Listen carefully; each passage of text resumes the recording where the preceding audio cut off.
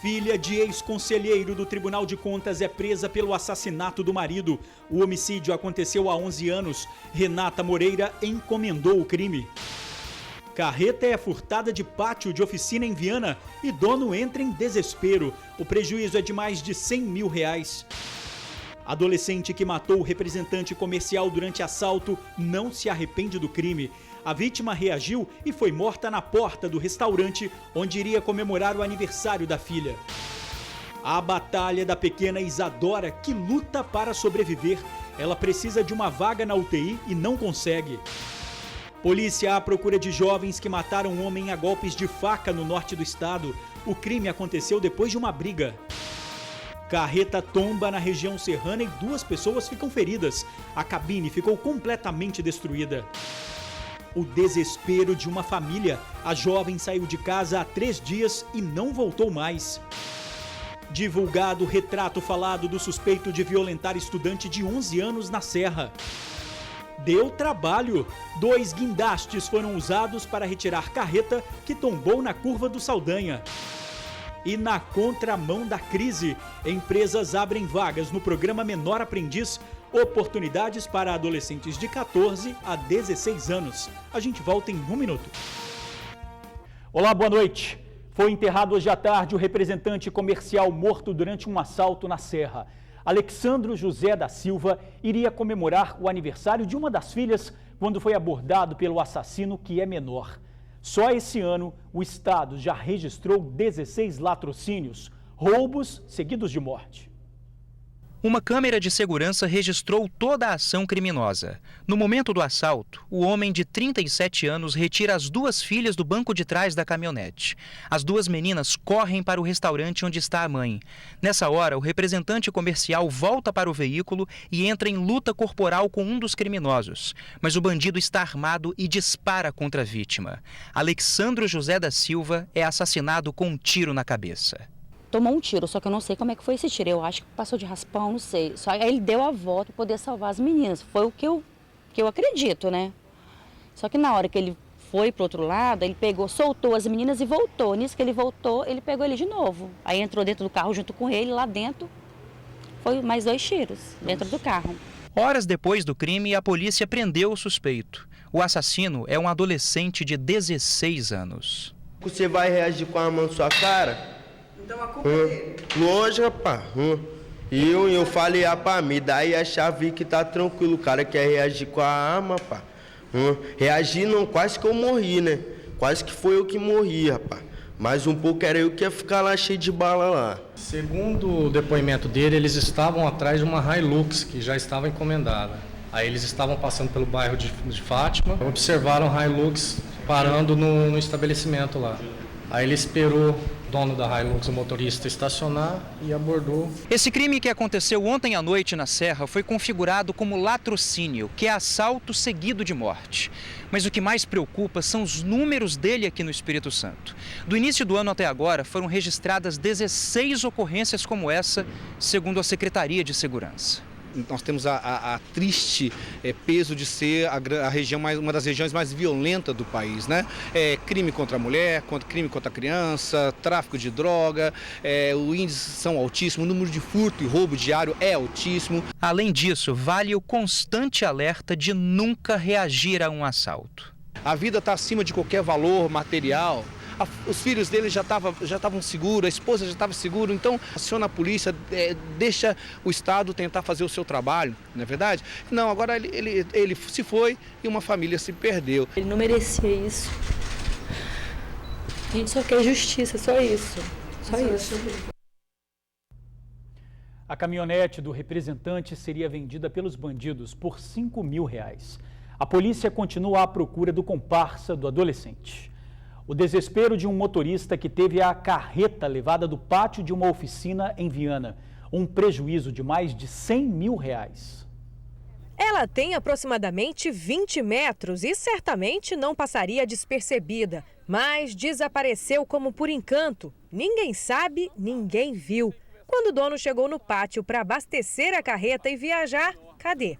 Nessa hora ninguém vê nada, né? Então, assim, o vigia da oficina disse que viu durante a semana 2 homens rondando aqui, né? E no sábado, inclusive no sábado que foi roubado, eles estavam rodando aqui, mas quer dizer, não se importou com isso, não quis nem saber, né?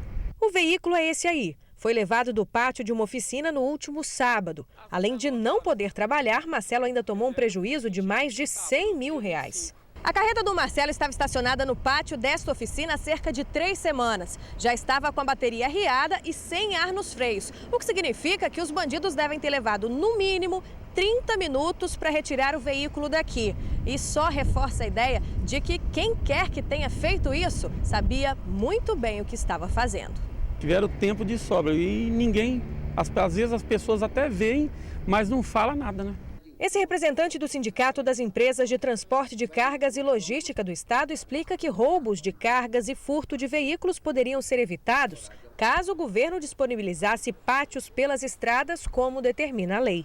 De uma forma geral, eu diria que são precaríssimas, para não dizer inexistente, as condições mínimas de conforto e segurança em locais determinados pela lei para que o caminhoneiro, esse trabalhador que trabalha anonimamente, tenha conforto e segurança para não ser roubado, para ter sua carga preservada e, acima de tudo, a sua saúde. Hoje eles são obrigados a barganhar a pernoite em postos de combustível ou em mecânicas. Não tem segurança, mesmo os poucos postos que tem, não tem um guarda, não tem um vigia, não tem nada.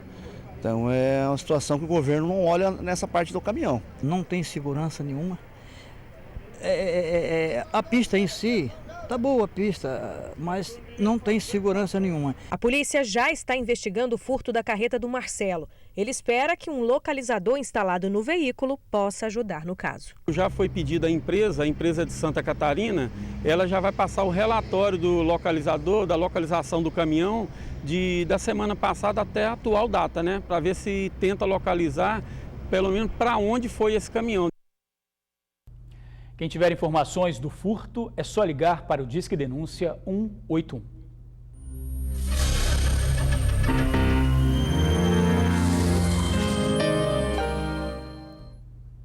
Tão pequena e tão guerreira, a recém-nascida Isadora luta para sobreviver.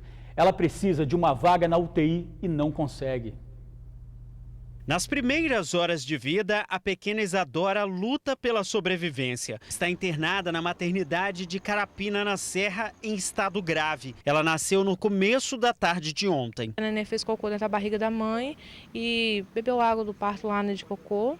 E aí ela está precisando de uma UTI agora, que senão não vai sobreviver. A mãe da criança, uma atendente de 18 anos, foi trazida aqui para a maternidade na madrugada de domingo para segunda. De acordo com a família, ela sentia muitas dores. Aqui a jovem recebeu medicação e foi orientada a voltar para casa. De acordo com a família, a cesariana foi feita cerca de 8 horas depois que a mãe da menina deu entrada na unidade. A jovem também passou por outro hospital antes de ser encaminhada para a maternidade mais uma vez. Aí ficaram, né, a madrugada toda aqui com ela e até 11 horas da manhã, aí resolveram fazer uma ultrassom. Porque minha mãe começou a falar aqui fora, tá? O esposo dela também começou a falar, aí fez a ultrassom, ela estava sem líquido. Aí eles falaram que ia fazer uma cesárea, início de 11, esperaram até 1 hora da tarde fazer a cesárea. O pai da criança está aflito com a situação. Nunca imaginei que ia passar por isso e hoje eu estou passando por isso. Sei lá, ver ela com aqueles monte de aparelho lá, fiquei meio triste assim. Como é que tá a tua esposa? Você falou que ela também está internada se recuperando, né? Tá se recuperando, ela tá bem, já ouvi ela já. Mas ela não sabe, eu acho que ela não sabe nem o que está acontecendo com a menina, porque ela pergunta o que está acontecendo e não tem nem como responder para ela. Porque não pode deixar ela lá mais nervosa lá, que ela não sabe o que está acontecendo aqui. Bom, nós temos uma boa notícia. A Isadora conseguiu a transferência. Que ela se recupere bem e traga muitas alegrias para essa família. Foi divulgado o retrato falado do homem suspeito de tentar violentar uma estudante na Serra. Ele tem a pele clara, é alto e aparenta ter entre 29 e 39 anos. Na época do crime, usava barba e bigode. Este é o retrato falado do homem suspeito de tentar estuprar uma criança de 11 anos. A menina e o pai denunciaram o caso à Delegacia de Proteção à Criança e ao Adolescente. Ela disse que foi abordada pelo suspeito na saída da escola. Ele estava em um carro prata. A estudante contou ainda que o homem roubou o celular dela e só não conseguiu conseguiu estuprá-la dentro do carro porque ela começou a gritar. Um carroceiro que passava pela rua na hora ouviu. O caso aconteceu em janeiro deste ano no bairro Nova Carapina, na Serra. Quem tiver informações pode ajudar a polícia a identificar e prender o suspeito. Que nós evitemos que ele haja novamente com relação a outras adolescentes e, porventura, se ele tivesse se mudado ou estiver em outra região, também iremos efetuar a prisão do mesmo. Quem tiver informação, ligue para a Delegacia do Menor, 3132-1916. 2 pessoas ficaram feridas em um acidente com um caminhão na região serrana do estado. O motorista perdeu o controle do veículo e tombou na BR-262 em Afonso Cláudio. As 2 vítimas ficaram presas na cabine e foram socorridas por pessoas que passavam no local. O caminhão pertence a uma empresa que faz a sinalização de ruas e avenidas. Os 2 funcionários, um jovem de 23 e um senhor de 62 anos, foram encaminhados para o Hospital São Vicente de Paula, no mesmo município. É cada vez maior o número de adolescentes entre 12 e 17 anos que fogem de casa. Em Vila Velha, mais uma família vive esse drama. Este professor de educação física recebeu uma ligação no último sábado com a notícia do desaparecimento da filha. A mãe dela me ligou, me comunicou o fato que minha filha tinha saído de casa, desaparecido. E sem destino nenhum. Marcela Stephanie Rufino Costa, uma adolescente de 16 anos, levou algumas roupas quando saiu de casa na última sexta-feira, dia 24. Já faz 3 dias que os pais não recebem notícia da jovem. Os dados da Polícia Civil mostram que até junho deste ano, 37% dos casos de desaparecidos correspondem a adolescentes na faixa de 12 a 17 anos.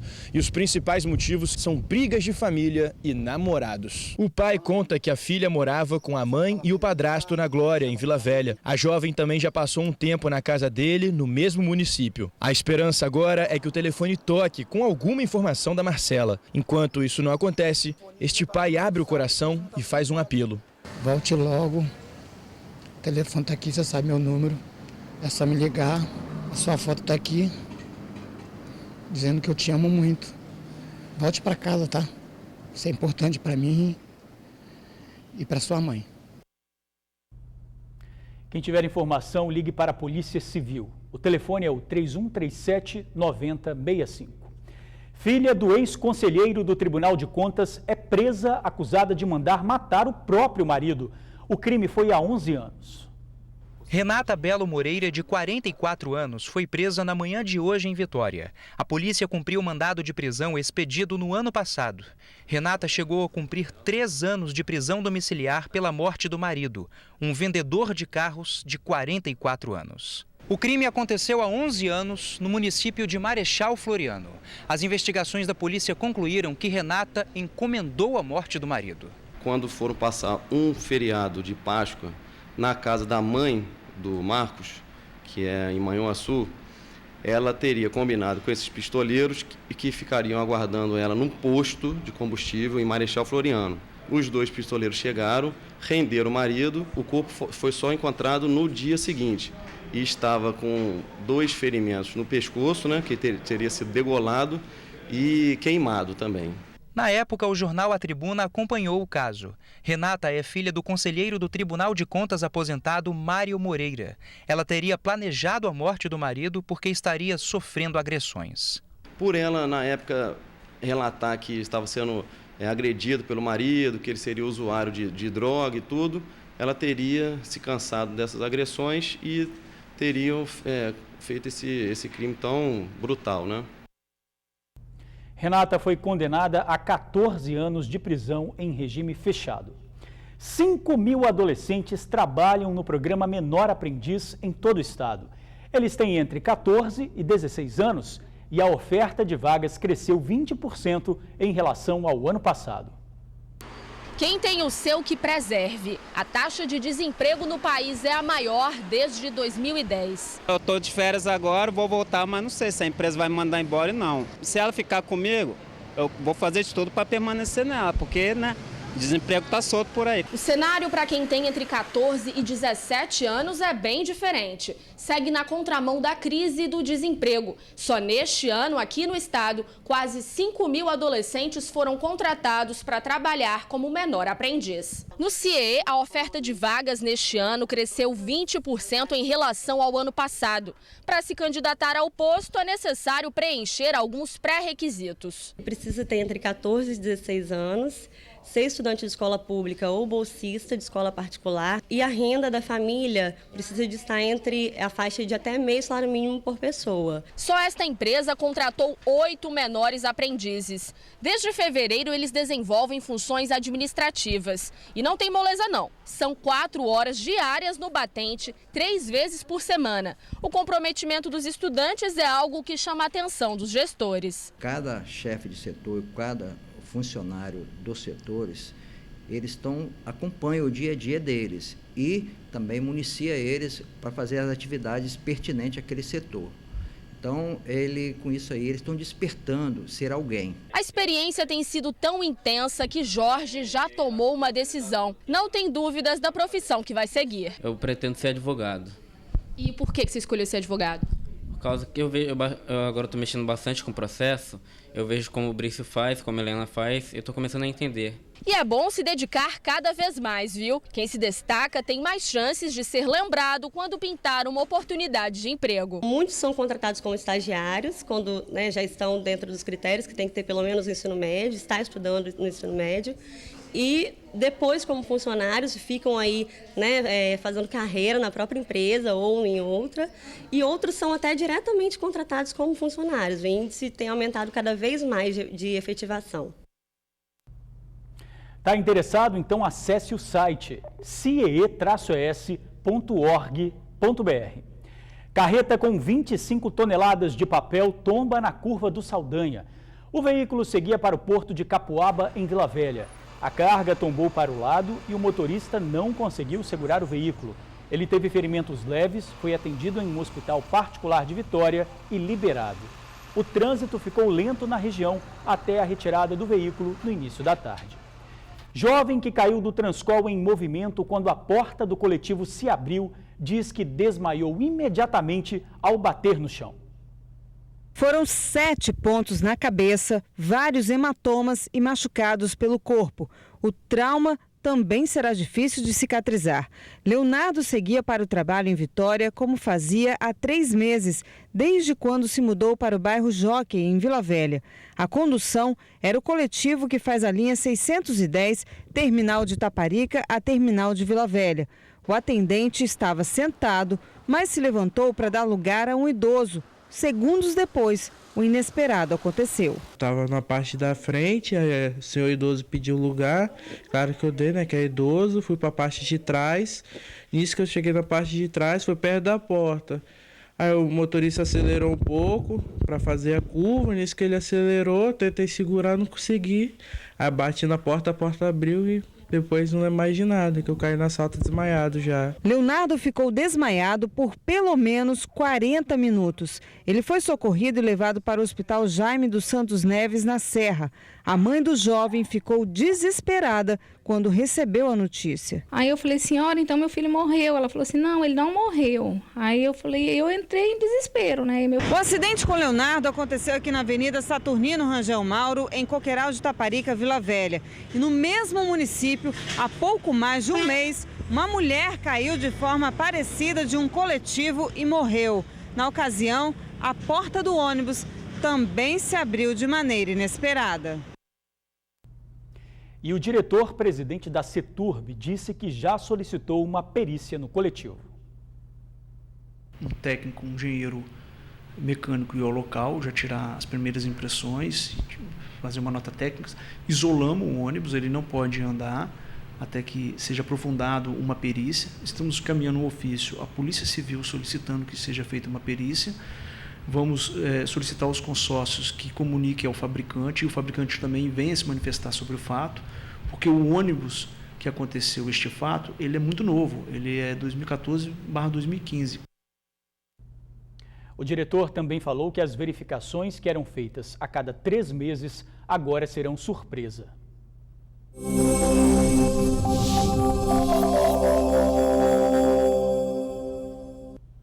quarta-feira de tempo firme em quase todo o estado. O dia começa com o nevoeiro em alguns trechos do Caparaó e pode chover rapidamente em alguns pontos da região Nordeste. Nas outras áreas, sol e poucas nuvens, mas sem previsão de chuva. As temperaturas variam de 12 a 27 graus na região serrana e de 16 a 31 nas outras regiões. E a seguir, caçada a 2 jovens suspeitos de assassinato depois de uma briga. A gente já volta. A polícia está à procura de 2 jovens suspeitos de assassinar um homem depois de uma briga no norte do estado. Valdinei de Melo, de 22 anos, e Nicolas de Souza, de 21, mataram a vítima a golpes de faca. Francisco Félix tinha 45 anos e foi morto em abril. Ele alugava uma casa para Valdinei. Os dois brigaram, o jovem se irritou e pediu a ajuda de Nicolas para cometer o assassinato. Quem tiver informações que possam ajudar a polícia é só ligar 181. Para você, uma boa noite. Até amanhã.